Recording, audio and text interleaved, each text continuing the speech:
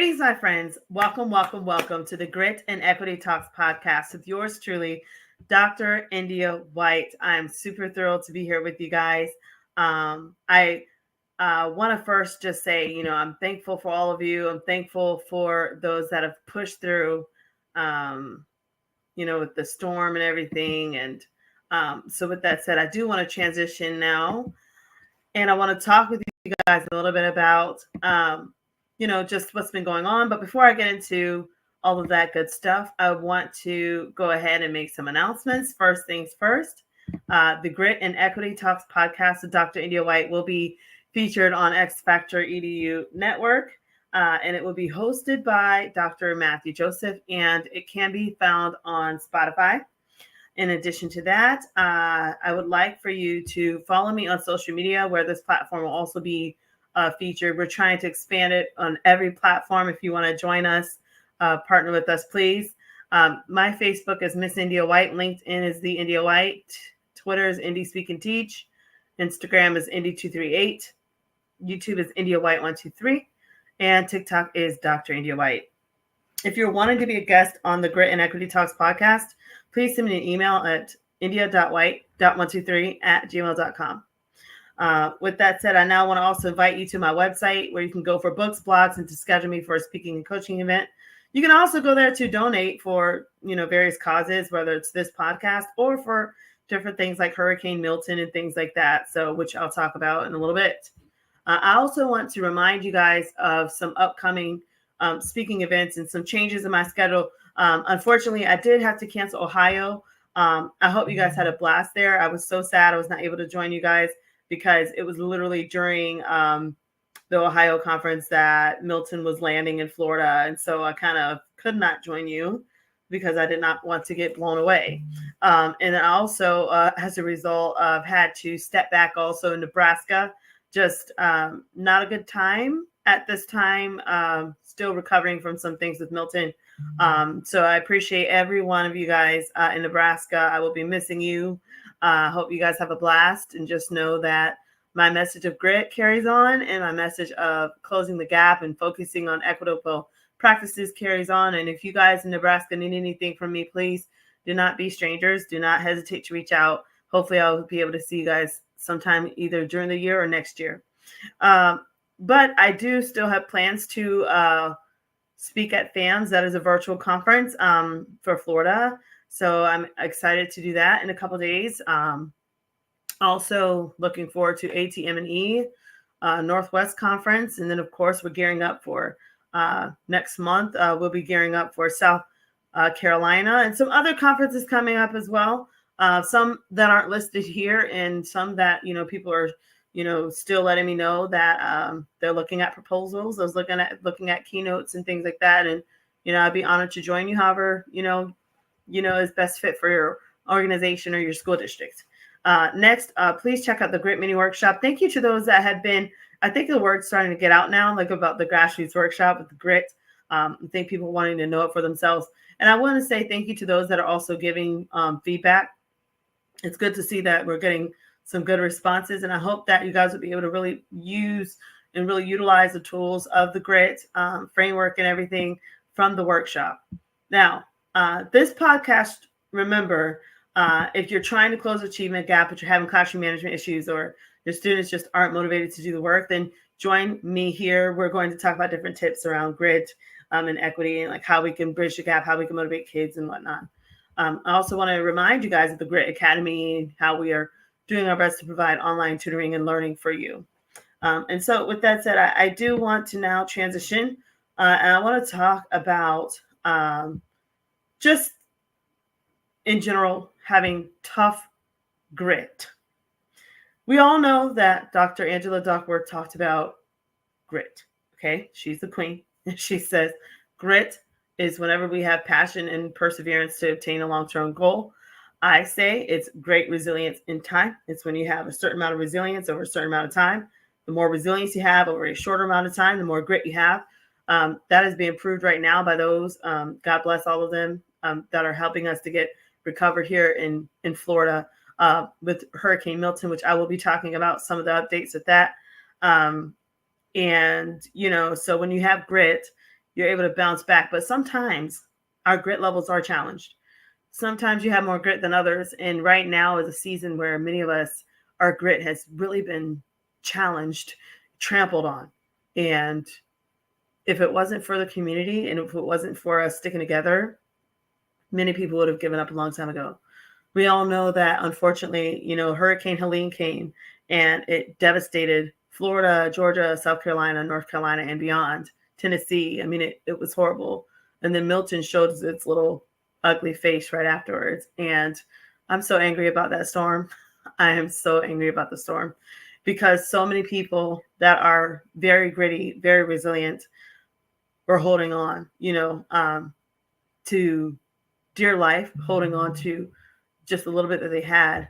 And it's changed so much for us. And so I do want to talk a little bit about that. And I'm going to give you some tips about having tough grit and things like that. And, I'm just going to be real because this is the aftermath of, what we went through with the storm. And I'll, give a little bit of my perspective and how my grit was challenged in this. My grit was challenged on a whole nother level, guys. I mean, the trauma of having to sit through that storm. I mean, we were right in the area, of where the storm was heading, all of the anxiety, of course, leading to it. And then when it hit, it sounded like the windows were going to just break open any moment.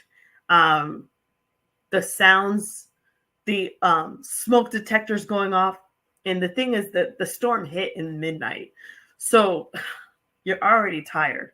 And then you have the entire midnight. Like, the storm craziness didn't stop till about 5 a.m. And the noise and the uncertainty, the fear, the everything was very real. And, when you're huddled up with your family, you're just praying. You don't know what's going to happen. And, sometimes it still brings back that fear, and that it's just it's just a feeling I don't wish on anybody.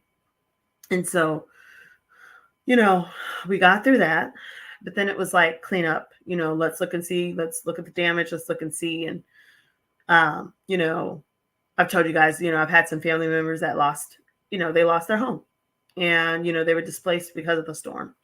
And so, it's time for us to hunker down and help each other. And that's where grit really kicks in, when, you're dealing with hardships and stuff, but then you also are still reaching out a hand, and you're choosing to be gritty and to come together with your team and your family. That's having tough grit. And right now we need to come together as a people, as a nation, with tough grit and take it to another level. I thank God for everyone that is serving the nation right now, from all the linemen, all the people that are doing tree services in these areas, in these different, from Helene or from Milton or from wherever. Thank you.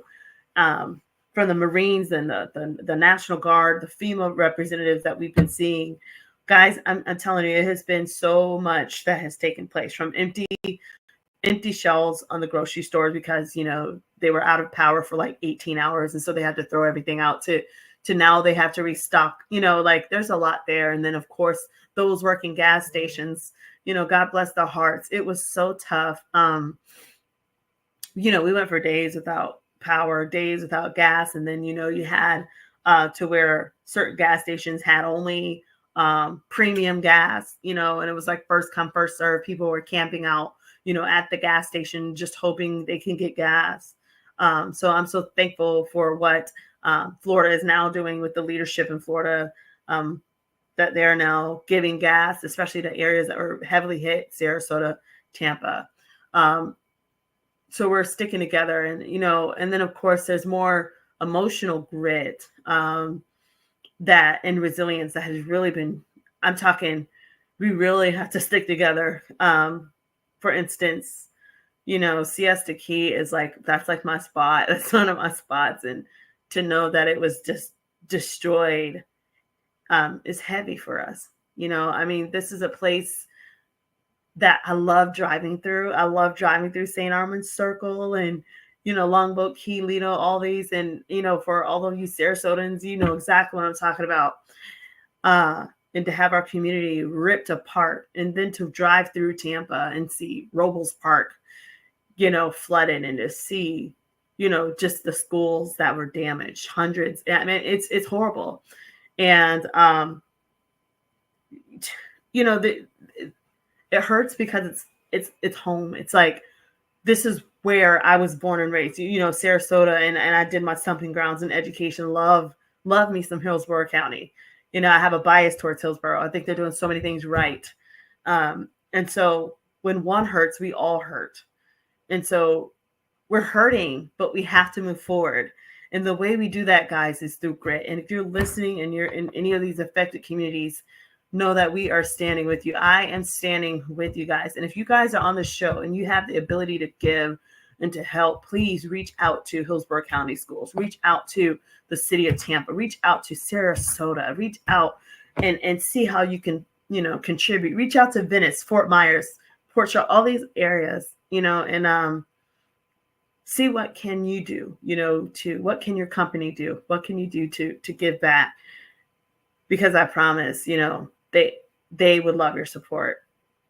I want to I'll talk a little bit about having tough grit. And then I'm going to show you some examples as to what the community is doing right now when it comes down to having tough grit in the situation. So this comes from my heart. And I really had to think about what I wanted to tell you guys. And if I could walk this, or if I was being a grit hypocrite. Don't be a grit hypocrite. Okay, say that again. Don't be a grit hypocrite. So I'm going to be honest.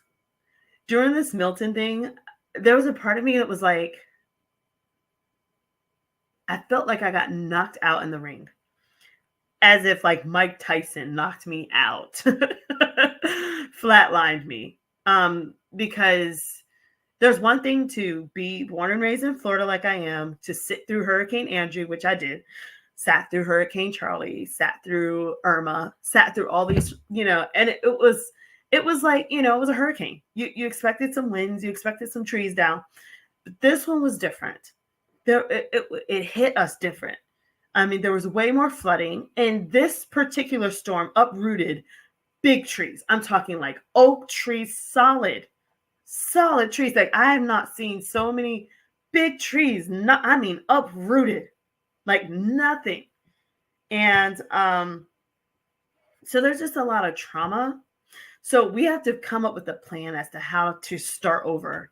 And we have to choose to have the resolve to start over. And so I want to talk with you about what I've been doing and what I would recommend anybody going through a tough situation that have suffered loss, or that have, you're connected to someone that suffered loss and you feel like you're out of options. You can only do so much, right?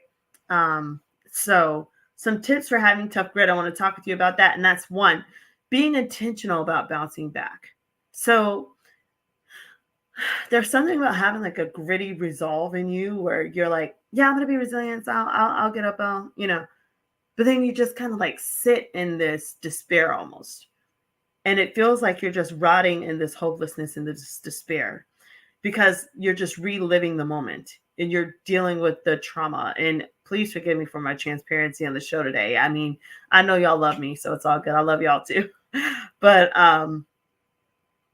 this storm, you relive it, and it's a lot of trauma there. I remember the first couple days, like, I didn't want to be around people, not because I don't love people, because I was reaching out for protection. I guess that was like my way of dealing with it. I'm not a licensed mental health counselor. And then there have been times that even today, you find yourself crying, just crying, and you don't really know where to point to, like, as to like, I know this is why I'm crying. It's a part of the trauma that we're dealing with, driving around and seeing the roads and then reliving that night. It does something, and I know so many people listening that unfortunately, we're in that, can understand exactly what I'm talking about. And so we need to heal together. I would highly recommend, find a group of people that love you, get around them, find support, find counseling, find meditation, do something. I know I'm definitely doing the same. So that was one thing. So being intentional about bouncing back, and you have to have a pep talk to yourself, and that's where the growth mindset. I talk about growth mindset, resilience, self-efficacy, and time management. And all of these are imperative right now when you're trying to have tough grit and bounce back, especially from something like this catastrophic storm. And so, first things first is you have to choose to have a growth mindset and be thankful for what is left. That's hard. I lost a pet during all this. Um, so, I'm still broken. Um, and so I think choosing to have a growth mindset and being grateful for what, the memories you do have, and being grateful for what the future would hold, you know, um, is huge. I also think getting outside support ASAP. I don't even think I could have done this podcast today if I did not have a group of people outside that loved me. If I didn't have a bestie that I could call, if I didn't have a therapist, if I didn't have people from my church, people from wherever that cared, people that called me. I have friends calling me from California, friends, calling me from all over, making sure that I was okay. People texting and still checking in on me. Thank you to everyone. And then, of course, being with Savas and representing this beautiful company, and just feeling the love from Savas, feeling the love from everyone, from the math community. Thank you all. Means a lot to me. Thank you. And so get some outside support because you don't want to do this alone. Got to let somebody in. Got to trust, right? Got to be vulnerable. I mean, when you're dealing with a catastrophe like this isn't time to be perfect. This isn't time to have it all together. This is time for us to be raw, transparent, vulnerable, and to figure out how we can stick together and make it back, as close to normal as possible. Okay, the next step, looking towards the future, being optimistic, having that growth mindset, choosing to put a plan together, as painful as starting over seems. Put a plan together and make it make sense. Doesn't make sense on paper. Try to start over. Take a stab at the future, see what happens. Also, focusing again on the growth mindset. You have to be positive during this. You cannot sulk. To all of you Floridians and those that were affected, do not sulk in this storm. Do not sulk in the memory of in the losses. Just choose to hope again. My mentor, Mama Sharon, who she's been in my life forever. And she also suffered from Milton, but she sent me a really neat email, just the other day. She's been in my life since I was 14. So she's like my mom. But anyway, so she sent me an email, and one thing stuck out to me. And she's always been a cheerleader. She's always been very positive. She's a beautiful, beautiful soul. And she said to me, she said, India, life is tough. You have to look for hope. And it just stuck out for me because I was in a despair. I'm grieving my pet. I'm grieving loss. I'm grieving for family members. And, it was like, I felt like a great hypocrite because I didn't know how to bounce back. I didn't know where to start. And I'm just being honest because some of you guys are in that same boat where you're like, I just don't know how to start. And I just want to say, you got to start. You got to choose to look for hope, seek out hope, seek out a future, a new opportunity, seek out a new ray of sunshine. It has to be somewhere near you, so she said that to me and I was like, wow, seek hope, look for it, intentionally look for it.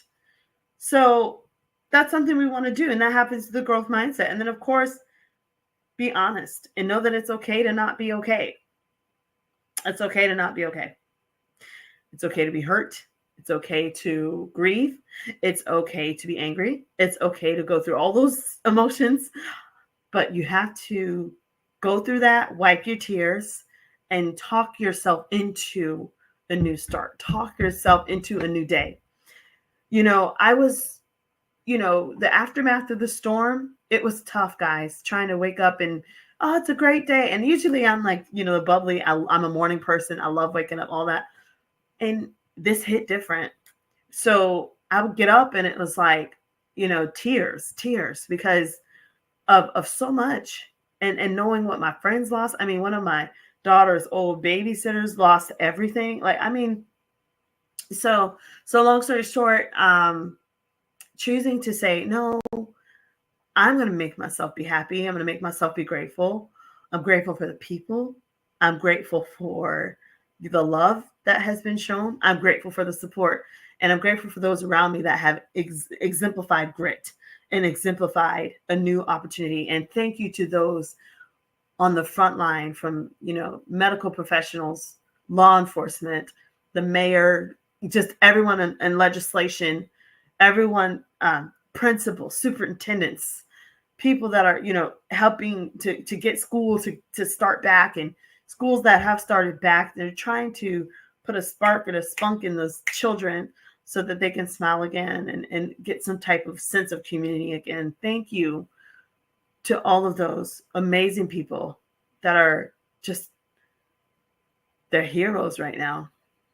So, and to those that served, to the administrators that served and had your schools open, to the principals that serve the community, thank you. If nobody told you, you're hearing it from me. Thank you. Because that is the most resilience anyone can ask for. And so I know this show is a little different, but, I got to get this on my chest. So, with that said, I do want to, just show you now what some of the gritty efforts that have been made in the community for those that have been asking. One article is talking about Tampa Bay, and it's talking here about speed and efficiency.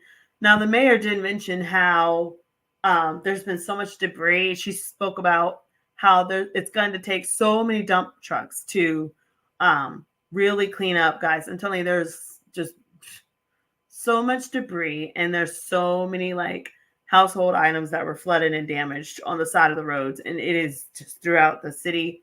But they are working, and the governor has also decided, or actually, the president mentioned that they would be refunded. So I think this is a great effort, and I think everybody, it's like all hands on deck. So let's look here. So it says, widespread destruction caused by back-to-back hurricanes has left unprecedented amounts of debris in the city of Tampa. So let's go down here. Some numbers. With 32 solid waste trucks and 23 contracted trucks. I also want to say this. They had Canada in the house, guys. Canada came down for the storm. Thank you to those from Canada and all over the United States that came to help. Lyman and, those with tree services and clean up. All these people, thank you. Anyway, back to the read. So with 32 solid waste trucks and 23 contracted trucks actively collecting storm debris across the city on average, 3,750 cubic yards of storm debris. She said it would be so many football fields full. I want to say she said it was about 1,000 football fields full of debris. Or I know it was at least 100 football fields full of debris that they had to clean up for the whole city of Tampa in Tampa Bay. So it says here, yeah, okay, see, look, I wasn't lying. So I found it. It says, this is equivalent to 18 football fields, right? That was only for Hurricane Helene. So Hurricane Helene was 18 football fields full of debris. Milton and Hurricane Helene combined, it's a million cubic yards or 10,000 football fields of debris. Let me repeat. That means 10,000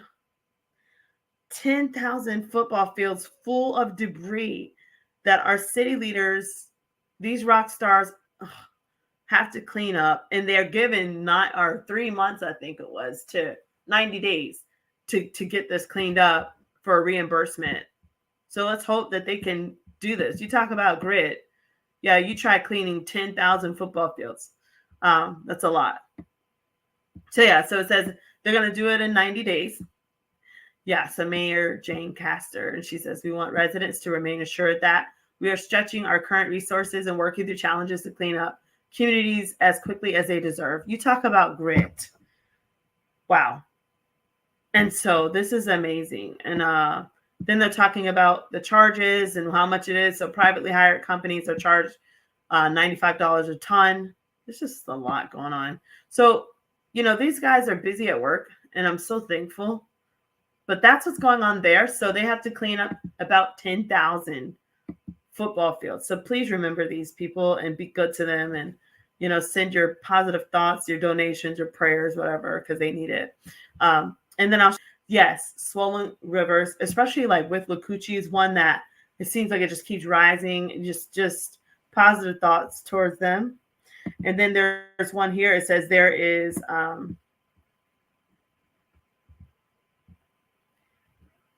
one here. It says that there's also near Tampa downstream of Hillsborough River, which remained a major flood stage early Saturday.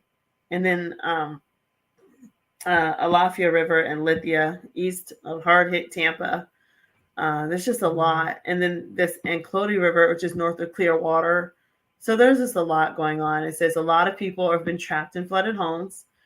Among more than 1,200 people, guys, were rescued. And in Hillsborough, first responders have rescued 730 people and 111 pets. So that's a lot. Millions still without power. They are doing a great job, though, getting those numbers in, but you're hearing it here. Millions still without power. This thing, see, it's always the aftermath of the storm that really, makes it real. And I think that's like, we're like sitting in the aftermath. So we're all kind of like trying to be gritty and process it, right? So together we can get through this. We really can. We have to choose to want to move forward and start over. But I'm just letting you know what's going on for those that are like, I wonder what's going on in Florida. This is what's going on. And so it says an outage left their sewer system in Sanibel, Florida, out of order, which they had to urge the residents not to use their toilets or showers. So then, but by Saturday, we had power restored to 2.65 million customers. Okay, gas shortage. They did just get some fuel things situated, but we had 30%, yes, gas stations without fuel. We had people fist fights at gas stations over gas, fist fights, y'all. Here down in Florida, it's too hot for that. And then here it says 77.5% of those shortages reported in the Tampa Bay. Look at that. St. Pete area. Then more than 37.3 million gallons of gas will be offloaded, thank goodness, to Florida ports, which they did start. And I'm so thankful to see my friends and stuff are starting to get that too. And so they're doing it now where you can get 10 gallons of gas for free until we can get this thing figured out. Airports, thank goodness, Tampa International is now opened. Yes. After service was suspended for 3 days, and Sarasota Bradenton will remain closed until 9 a.m. this Wednesday. So this week, Wednesday, it opened up because there was damage. So Tampa just, reopened, and Sarasota just reopened. So again, like I said at the beginning of the show, I was affected as well. I could not really fly out with these situations. It says the Coast Guard has reopened some ports, as well as several ports in Georgia and South Carolina. Many Florida ports were closed as of Friday. Walt Disney World, theme parks, Busch Gardens and stuff will remain closed. Yeah, they were kind of affected as well. So they'll remain closed on Saturday. So I think they might have had more flooding in that area. And then here it says St. Pete. St. Pete got hit. Oh, my goodness. So it says one of the areas hit hardest was St. Pete. So they have temporary stations. I was told they are setting up. Yeah, see, it says bottled water, batteries, tarps, cleanup kits. Some people still don't have power, so this is just a lot. But the thing I love is that these leaders keep coming back and letting them know, like, we're going to continue. So look, this is unprecedented from a debris standpoint, but it's still our top priority to get the city cleaned up and to resume to some type of normalcy. So, this is Mike Jeffries. It's like everyone is still hoping, that things are going to get better and that, they're going to start over. So it says here, recovery will take time and money. Chronister, which is the sheriff, he says 300 rescues in just 48 hours. You talk about grit. They're working around the clock, and it's very heavy. We feel that here. Duke Energy, it's warning people against clearing debris themselves because, down lines could be hiding beneath the rubble, right? So look at that. Ugh. It's just so much. So, cleanup crews are working. It's so much, guys. People have been so gritty. And that's what I wanted you guys to see was the grit of the towns and the leaders and how people are choosing, to just bounce back, So, there's just a lot of grit. I know there was another article so it says, in a hard hit parts of Minnesota and Inglewood, so near Venice, grit and dark humor after Milton. So let's listen to what this guy has to say. So what happened to your place? Water. No structural. Just water. Sand. No sand inside, just water. Okay. Look at the sand up there. See as we walk up This there. is the main road, right? Yeah, this is where you can see where the sand kind of stopped coming.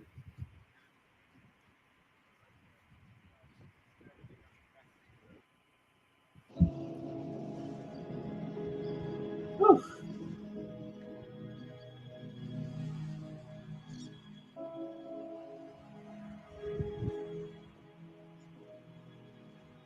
As you guys can see, it's gonna take some time.